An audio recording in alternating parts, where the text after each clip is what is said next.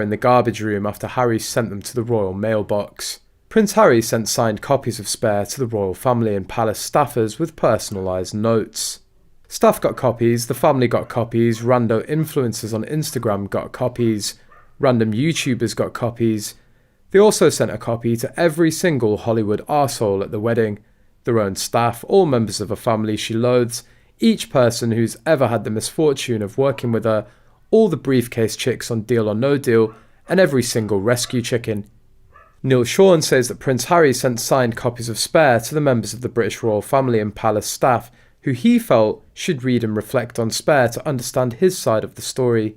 He had to do something with all the copies that he bought. Meg has a 16-bedroom filled with copies of The Bench still.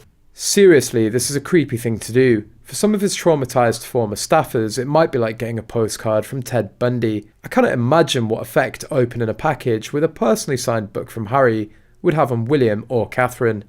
Abusers do this kind of thing all the time to their victims. Send something that on the surface looks benign, but in reality it's a threat or rubbing things in the victim's face.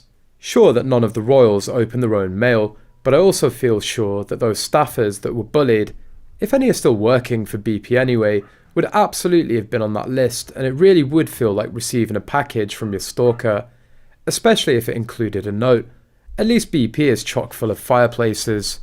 Insiders say the manuscripts Harry sent were actually sent to the palace's garbage sorting room as soon as the royal guards received the parcel in the mailbox. They're now being used as toilet paper in the palace bathrooms, either that or maybe they were run through the shredder and put in a box marked return to sender. A former top press aide to King Charles III and Queen Camilla is speaking out to refute claims made by Charles's son Prince Harry in his new memoir Spare, calling the idea that the members of the royal family leaked stories simply ridiculous. I ran the whole communications team for the King and the Queen consort, Kiriakou told Good Morning America in an interview that aired on Tuesday. Never once did any member of the royal family brief a member of the media with a story or run into the communications team or call us by the phone and say, "I'd like you to brief this into the media.